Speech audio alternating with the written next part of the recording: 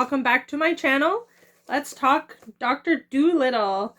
So I bought this book last August or so when I was in Vancouver, and I don't even think I realized it was a book. I just knew the Eddie Murphy movies back in the 90s. So I saw this and I was like, oh, this would be a cute little book. I'll read it.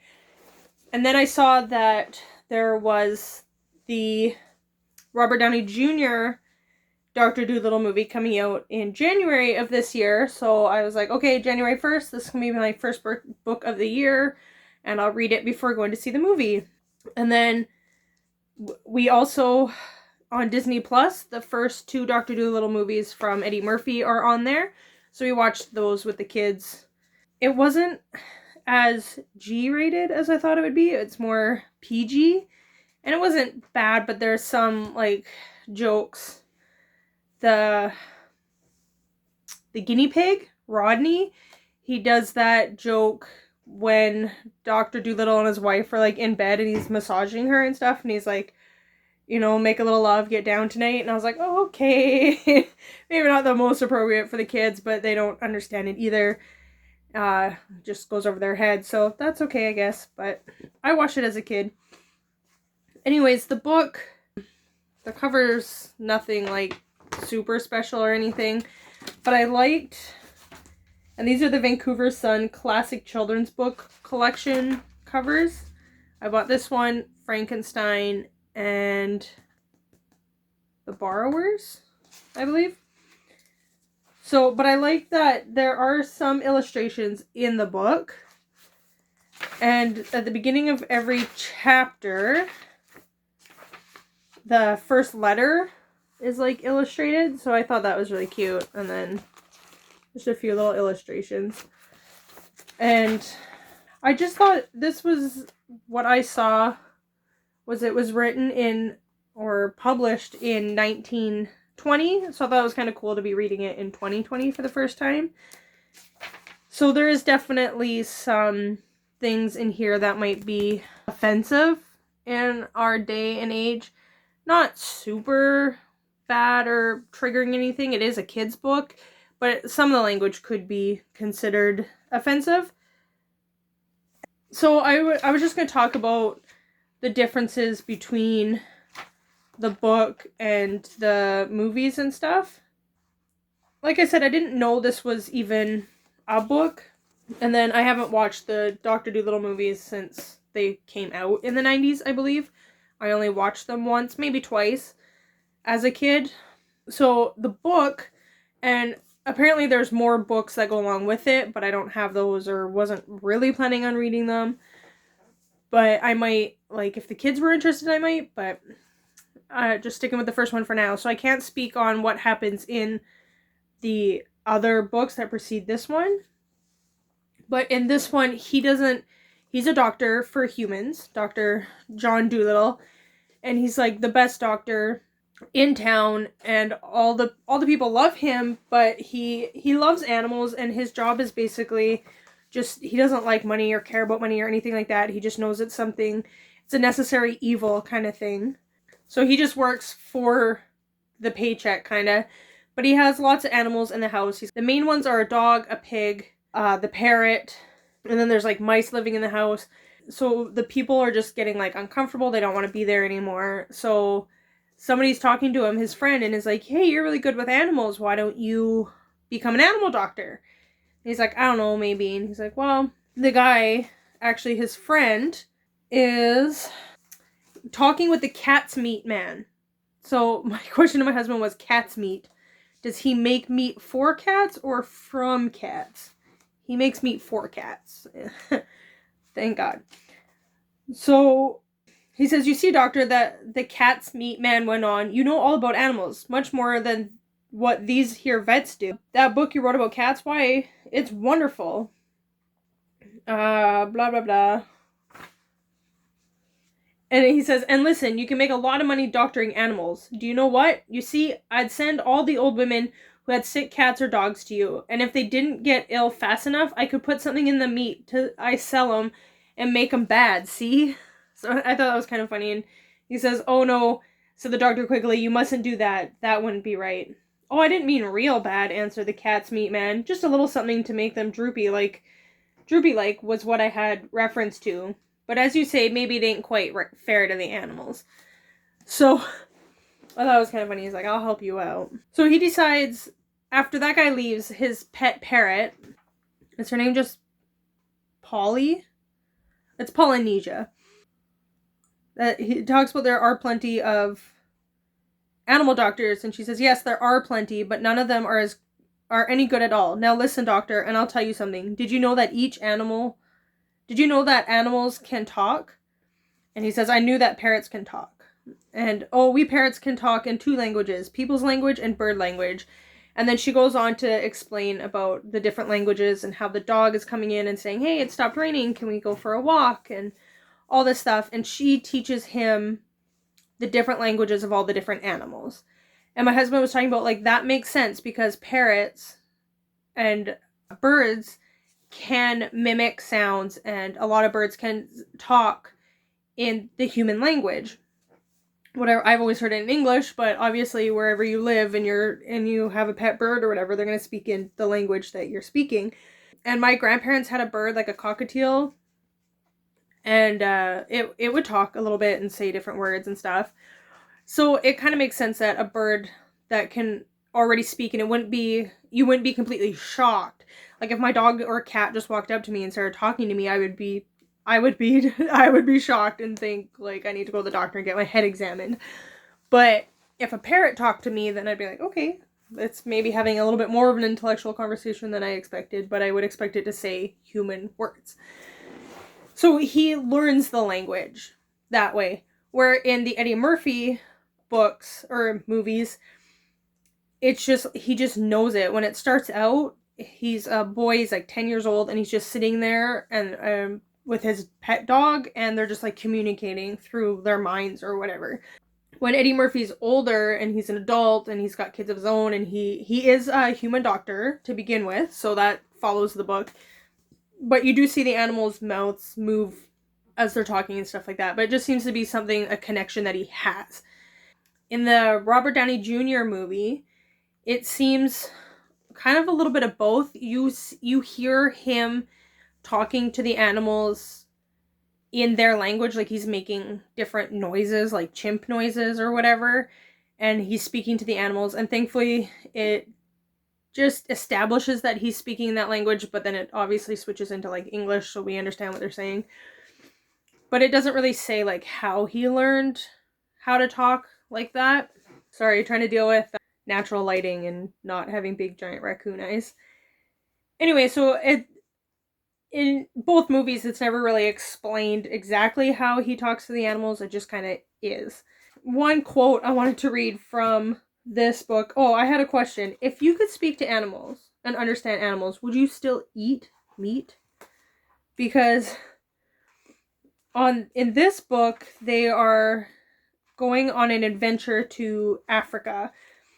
They're talking about like their supplies and stuff. And they're talking about like how they're running low on food and how they need more meat. I'm not sure what kind of meat it was. But I'm like, if I could talk to animals, I don't think I'd eat meat. Maybe not be like a complete vegan and you could still have milk or eggs or whatever, depending, like, especially if you owned the cow or you owned the chickens, you could talk to them and be like, hey, do you mind if I take your eggs and your milk? Is that weird? Whatever, I don't know, you can have a conversation with it and with the animals, but like eating, I think I'd feel bad eating chicken if I could have a conversation with the chicken first. So I liked the relationship between the dog and the pig in here. They're always like picking on each other and just kind of like not fighting, but just picking on each other. They don't really get along. And there was an insult in here that I just thought was funny. And the pig is stereotypically eats a lot all the time, always looking for food, right? But the dog says, or the pig says, you couldn't find the boy's uncle any more than the eagles could. You couldn't do as well. And the dog says, couldn't I? Said the dog. That's all you know, you stupid piece of warm bacon. I haven't begun to try yet, have I? You wait and see. And I just I sent the picture to my husband because it's quoted here at the bottom. "You stupid piece of warm bacon." And I just thought that was, I don't know, it was just such a funny insult. I love these like classics. Anyways, so I really enjoyed this book. I gave it a 5 out of 5. It's a kid's book. It was an easy read. It was simple, obviously, but it was good, and it made me laugh, and it was just cute. And like I said, it's got the different little tiny illustrations for the beginning letter of each chapter, and then little illustrations throughout, which was, I just enjoyed. And then watching the Eddie Murphy movie again, it was funny, it was goofy, it was meant to be a comedy.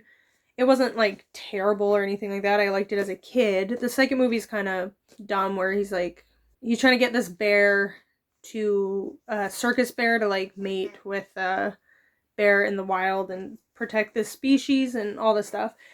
But I don't know, like there was nothing wrong with the movie. It did what it was, like it was a comedy. It wasn't trying to be anything else. It was just, whatever. But when I saw this Robert Downey Jr. movie coming out, I was like, oh, I'm so excited to watch this movie. It looks really, just the graphics, the animals looked really cool, and he's like on the ship, and the whales are jumping and flipping through in the previews. You're seeing all this, and I was like, I feel like it's just gonna be really magical, and I'm just gonna be transported to this world with all these amazing animals, and just the visuals of it. It's gonna be really nice, and it's gonna be like, I hope I feel like I'm there, like watching these whales jump through the air and all this stuff. And then I wasn't really sure what to expect story-wise, but I felt like with Robert Downey Jr. it might be a little bit more serious than the goofy Eddie Murphy version. I wasn't really expecting a comedy or anything, but the previews didn't really show much, right? So I went into this movie and I went and watched it by myself, and it was okay, but it wasn't what I was expecting it to be. The animals and the visuals and stuff were really nice and done really, really well, but I felt it tried to be funny in places where it just wasn't the right moment, or they didn't set it up properly. And he's mourning the loss of his wife, and in this movie he's never married or anything. He has a sister that lives with him that is like, you're crazy, I'm leaving. And that's about it. And like I said, I don't know about preceding books if he gets married at some point, but in the movie he's lost his wife and he's mourning her, and he basically wants nothing to do with the world, and it's just him and his animals in his house. But then he gets called out to help the queen who's dying, and if she dies, then he loses his home and the sanctuary that the animals live in. So he's kind of forced to go out on this journey. It doesn't matter what kind of movie you're doing, a drama or a thriller or whatever, there's places for like a comedic relief. And some movies do it really well where the comedy is just at the right moment, it just hits the right beats and stuff. And my husband and I are going through the Marvel movies, so Robert Downey Jr., Iron Man, we love it, we love him. Those movies, we just watched not Civil War, that one's coming up soon. We just watched Winter Soldier, and that's one of our favorite of the MCU movies. It's one of our favorite, and it's intense, and so much happens, and there's like the whole Hydra twist and everything, but there's still funny moments in it that just work, and you're like, you laugh, it kind of breaks the tension a little bit. But in the Dr.Dolittle movie, there's one scene specifically, and I won't try to give away too many spoilers, I guess, but it's kind of spoilery if you haven't seen the movie yet. But there's just this scene, and they set it up that he's gonna have they found Dr. Dolittle and his team have found what they're searching for, this flower that's gonna heal the queen. And it's being guarded by this animal. And the animal is hurt because she has lost her partner. I guess you see this other animal that's been killed, obviously, by people. So she's guarding it, and she's mad, and she's going to just kill all the people that come near her. She's not happy. And Dr. Dolittle has this moment where he sees her, and he sees the skeleton of the dead animal of her partner, And he's like, I feel you. I know how you feel. I have lost my wife. And it feels like it's gonna be this really big emotional heart to heart moment where they're gonna like release all that sadness and grief and just come to like, I don't want to say a conclusion to their loss, but they're gonna come to kind of a more of an acceptance of it and understand like, I am hurting, but I don't need to hurt other people with my hurt. And it just feels like it can be this really powerful emotional moment. And it's a fart joke. Really. And I was like, they set it up to be this beautiful moment and just turn it into a fart joke. And okay, fart jokes, whatever, I'm not a prude, but it just wasn't the right moment. I felt like it was, they could have just set it up as she had some stomach issues and an upset stomach, not a broken heart. And they didn't have to show the death of her partner, of her loved one. Just, I don't know, set it up differently if you're gonna make a fart joke out of it. Like, really, come on. And there was no emotional moment. There was no release of grief or anything like that. And so that kind of bothered me. There's another getting kicked in the balls joke before that. And I'm like, whatever. Like, that one wasn't as bad. Like, it was set up a little bit differently. It was kind of weird and just, I don't know how well it fit, but it wasn't like this big emotional moment that got, and then he gets kicked in the balls kind of thing. Like, it worked better than the fart joke did, but I don't know, it wasn't what I was looking for, I guess. I felt like in some areas it tried to be so more serious, and then other areas it was just trying to be really goofy, and I felt like it didn't mesh well, the two different styles. Where, like I said, Eddie Murphy, it was just goofy, and there's a few moments where they have like some tender moments, and he's talking to the tiger in that movie, and the tiger's in a lot of pain, and he's not doing well, and Dr. Dolittle in that movie is like, I'm gonna help you, and all this stuff, and he really has compassion on the tiger, and even though he's gonna look crazy in front of all these people and possibly lose his merger and his business and stuff, he says, no, I'm gonna help the tiger, and he brings the tiger into surgery, and he like puts everything on the line for the tiger, and there is that like more serious moment in the movie. And like I said, you can have serious moments in a comedy movie, or you can have some comedy in a more serious movie, and just the way you work it in, and it works. But in this, it just felt messy and forced together and stuff. So I was really disappointed, I guess, in this movie, and I'm hoping it comes out on one of the streaming services and I can watch it with my husband and my kids and stuff, because it's not terrible, but I don't know, I want to talk to my husband about it because I went and saw it by myself. So, but if you've seen the movie, let me know what you think. If you like reading kids books, I would definitely recommend the story of Dr. Dolittle, Hugh Lofting. If you have kids, it's just a really fun story. I liked it. I just thought it was funny. I laughed out loud reading it. You get great insults like a hot piece of bacon. And yeah, let me know if you watched the Eddie Murphy movie, if you enjoyed it. Like I said, we watched it again, and it's more a movie of its time. It hasn't really necessarily aged well, but keep in mind that it is more PG-13 than G-rated. So depending on the age of your kids and how you feel about that stuff, keep that in mind. And the new one, I don't know what the rating is on it. I didn't look up the rating on any of them. But I don't think little kids would enjoy it. Older, like preteens, teenagers might like it. But I would wait and watch it when it's out of theaters. I spent $30 just by myself going to the movies. It's so expensive. We went and saw Spies in Disguise with the family. All 5 of us. Tickets, popcorn, all this stuff. It was $100. And my kids are little. They're 8 and under. And so they're not eating like full-on meals at the movie theater, like full pop and popcorn by themselves. $100. So definitely save your money. Spies in Disguise was really funny and way better than I thought it would be. We saw the previews, and at first I was like, I don't know, and then like halfway through the preview I was like, it actually was pretty funny, and it was good, and I really enjoyed it. So let me know if you've seen Spies in Disguise. I give that one a thumbs up for sure to go see with the kids, even if you wait for it to come out of the theaters, because it is so pricey. And let me know if you have watched Dr. Dolittle, the Eddie Murphy one. Apparently there's one before the Eddie Murphy one, a really old one, and I want to look that up and see if we can watch that eventually.